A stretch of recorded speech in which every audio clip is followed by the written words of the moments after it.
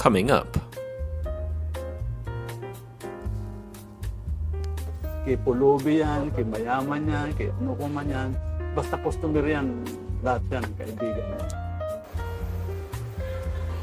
Yes. Bali, 3 piraso lang ginawa yan sa buong mundo. Yes. Sige. Una, salamat Mang Andy para sa time mo. Na-appreciate ko yung company mo. So, una, gaano katagal sa business ng mga relo? More than 30 years na. More than 30 years na. So, ano yung feeling pag nag-start ka ng business na to? Ano yung parang motivation mo?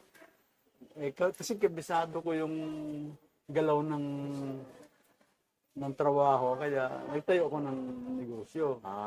Pag kabisado mo yung negosyo mo, hindi ka kakabahan na hindi ka tatayo ng sarili mo. Kasi kabisado mo yung takbo ng negosyo. Pero pag hindi mo kabisado, wala kang alam sa negosyo mo itatayo, babagsak ka. Okay. Yan ang problema sa yung karamihan kaya bumabagsak kanya kami.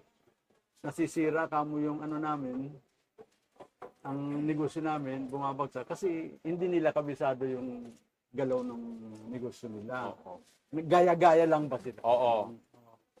So, ano ba yung sabihin natin yung main lesson sa paggagalaw ng mga relo? Kailangan maingat ka. Saka kailangan maano ka sa customer. Magaling kang makisama. Kasi pag suplado ka, tatakbuhan ka ng customer. Kailangan doon lahat kaibigan mo. Walang masamang tinapay sa kanila. Oo. Kay pulubi yan, kay mayaman yan, kay ano ko man yan. Basta customer yan, lahat yan kaibigan mo. Yan ang sa negosyo. Huwag kang masungit. Oo. So, ano ba yung siguro yung mga paborito mong mga relo na dumadaan dito sa Usually, mga Swiss watches. Kasi doon ako nasanay sa mga Swiss watches. Yung Seiko, yung araw, pag lang yan. Pero actually, yung Seiko mahirap ang pyesa. Lalo na yung Grand Seiko. Pero yung mga ordinary Seiko, madami. Oo. Yung mga rare na Seiko, pupunta ka ng Japan. Oo. Pero yung mga ordinary, dito ang dami. Yes. Anong klaseng relo na nasa wrist mo ngayon today? Limanya. Alemania. Old watches to. Galing sa Germany. Swiss din. Ito yung unang makina ng ng Rolex na chronograph. Talaga? Oo. Interesting. Antique ito Siguro mga 1930 pattern. Wow, galing. So, ano pa bang mga rare watches na nakita mong sa, let's say, 2023? May mga interesting na pieces? Karamihan, mga mga sa Omega, mga coaxial. Coaxial. Mas mahirap nang hanapin. Ang wala nang piece. Sa Rolex, mga modelo pero ang mamahal naman. Oo. Sobrang mahal. Saka wala kang mabibili sa Oo nga Yun ang... Kailangan pupunta ka sa black market para makabili ka. Oo. Kumukha nung kay customer kong taga Bulacan, Mayor. Nakabili siya sa New York. Hudyo pa yung nabilhan niya. Hindi tindahan Hindi authorized tindahan ng Rolex. Bili niya 3 million. Napakamahal. Sobra. Kasi nahawakan ng mga mga negosyante yung mga relay. Pag automatic paglabas sa sa kumpanya, binibili na kaagad ng mga negosyante para tubuan nila. Oo. Pero ang actually yung ano niyan, yung presyo, mura lang. Hindi naman ganun kamahal. Oo. Yun ang nasa isip lagi ng mga negosyante. Kailangan itubo lagi ng Oo, business. yung karamihan. Ano kaya yung pinakamalaking diferensya ngayon kumpara sa industry mga pag nag-start ka lang? Pag pagsisimula, siyempre medyo mahirap yan. Kailangan medyo may konting puhunan ka. Saka mag-iipon ka ng customer. Mm. Ang mahirap doon yung mag-ipon ka ng customer. Eh. Wala ka namang customer, hindi tatakbo yung negosyo mo. Mm. Kasi doon ka lang nabubuhay. Kung wala kang customer, wala, bagsak negosyo mo. Kaya kailangan maingat ka din sa customer. Mm. Yun ang Ah, Sa bahay siguro. ano itsura? Medimatic.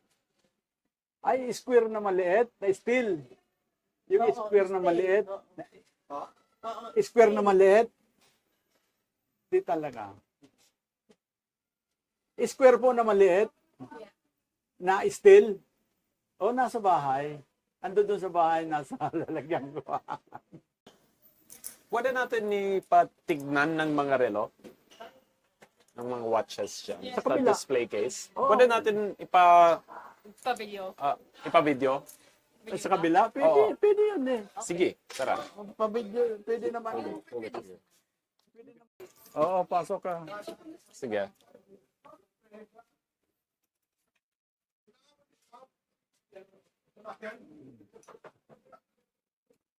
Nawala yung ano. Yung mga antik ito eh. It was an extremely humbling experience getting to walk into Mang Andy's workshop and see him at his craft. He had been working with watches for over 30 years. That's almost as long as I've been alive. I felt like a novice being initiated into the temple of watches.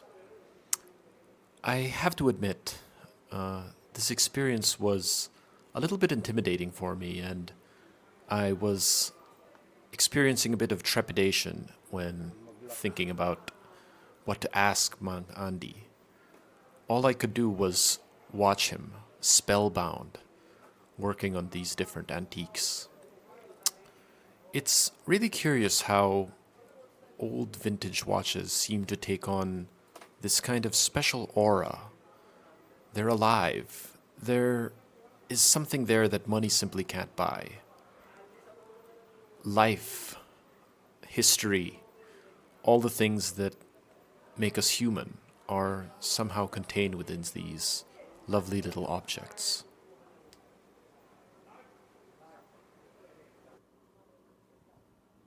So, Mang Andy, kunyari pag gusto ng mga tao magkuha ng kunyaring vintage watches, tapos nagtatanong sila, seeking sila ng vintage watch, ano yung proseso, typically?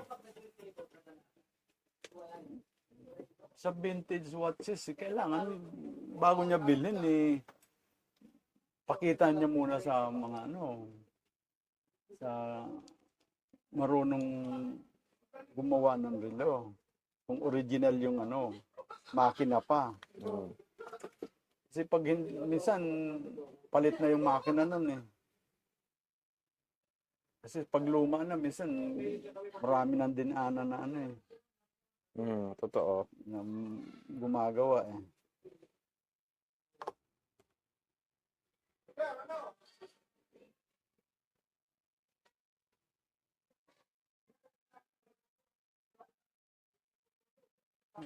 Mandar to.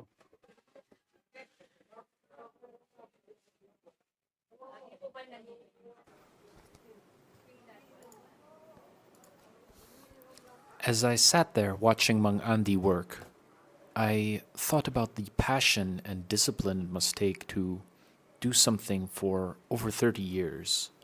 And I thought about my own life and my own passions. But Back to the watches. It was in a few minutes from now that Mang Andy was about to show me a collection that would take my breath away.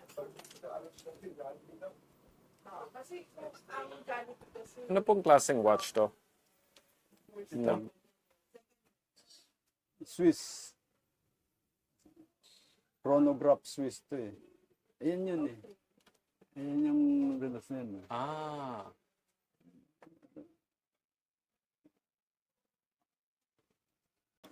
Anong opinion mo sa mga trend na yon ng mas mahal ng mga watches?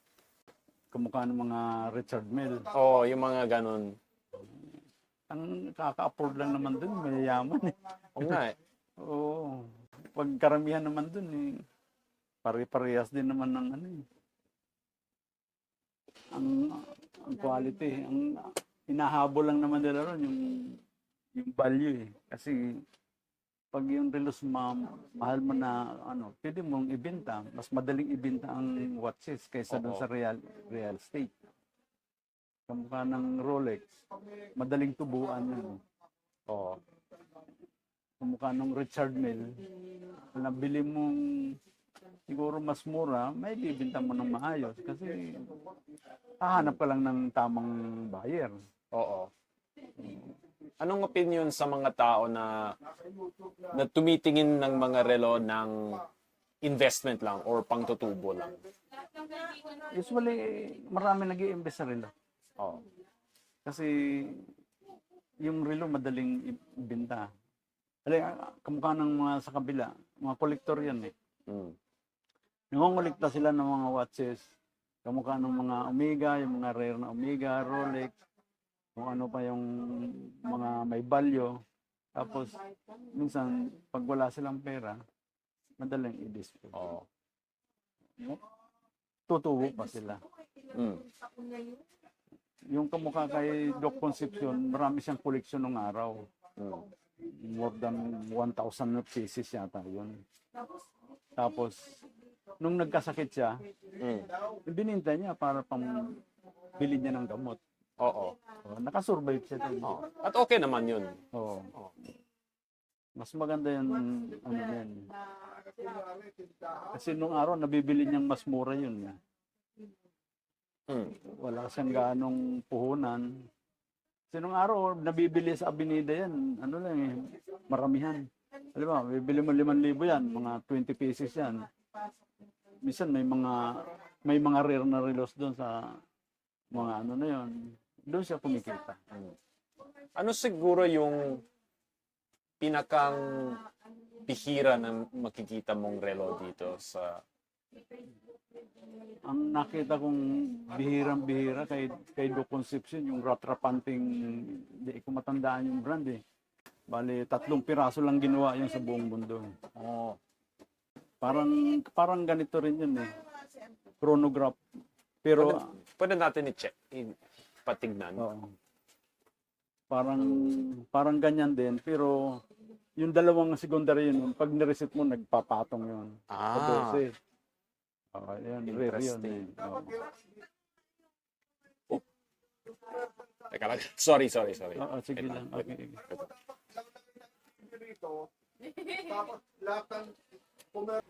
As I fumbled with my camera and the old chronograph, Mang Andy decided to show me some of the more rare items in his collection. Meron pa ako rito mga rare na relo.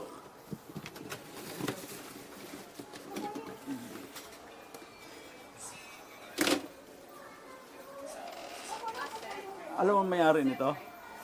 Taga France. Ah. Oo.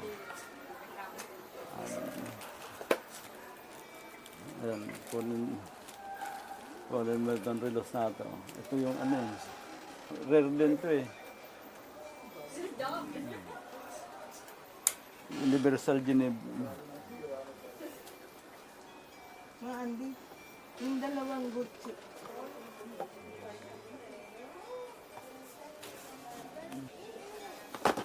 Hindi na bumalik yung taga France. Hindi siya na bumalik? Hindi na bumalik eh.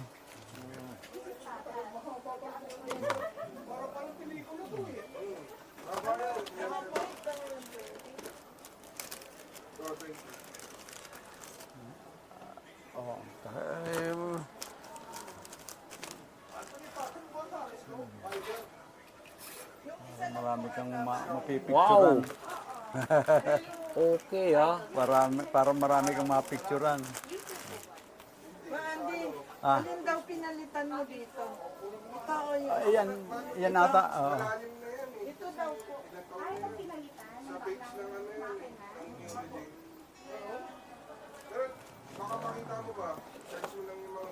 Wow, IWC. Oo, magaganda yan.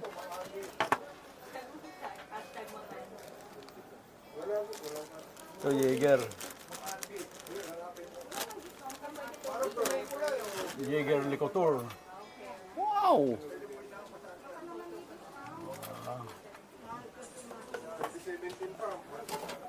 Ay, mga bera yan. 3.5 yung makina. Oh, mura lang yan. Ay, sorry. Okay, ah. Magaganda talaga yung lumang Omega, no? Oo, magaganda, no? Oh.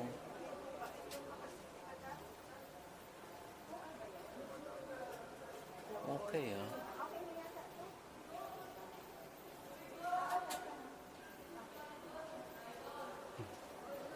Wow. Sige, dyan yung mga... Just as things got interesting, the hustle and bustle of the day started to kick in and customers started coming to the store. So we had to wrap up with one last question. Yung pinaka-interesting story related to a watch na narinig mo? Yung nakuha nung isang taga Cavite na nakuha dun sa brewer na kasama yung mga martilyo, pako, yung mga ng lumang submariner na Rolex. Ah. Yun yung niregalo sa tatay niya ni yung may-ari ng Meralco Lopez. Ah, okay. Ngayon, ito naman lulo niya, tinago niya yon sa sa brewer. Yeah. Hindi niya pinaghalagang, kala niya peke. Sabi ng tatay niya, baka peke yan, pag tapon mo na yan, sabi niya, kasi marumi. Tapos, dinala sa akin. Tapos, nung ni-restore ko, alam mo kung magkano nabili yun? 350,000. Talaga? Oh. Okay yun. Oh. Wow. So, yan. Interesting. Ganun ang halaga nun. Nakabili sa isang sasakyan. Sige, salamat. Appreciate ko yung time mo. At appreciate din ko sa mga watches. At least nakita mo yung collection namin. Sige. Thank you. Thank you. I really enjoyed hanging out at Mang Andy's shop, and he was kind enough to show me some of the more valuable pieces in his collection. But Mang Andy's store is more than just a place to get your watch repaired. It's a community of watch enthusiasts who will definitely give you a warm welcome if you come by. I recommend coming by on Saturday around noon because that's when the watch parlor is most active and you're most likely to meet someone interesting. I was treated to a rather interesting anecdote about a cuckoo clock that was picked up in Baden, Germany by some of the new friends that I met there, among other things. Also, we got some free shopao, which was super nice. So if you're in the Makati area, come up to the 3rd floor of Makati Cinema Square and have a look at it. All right, that was the video. Thanks, guys. Like and subscribe.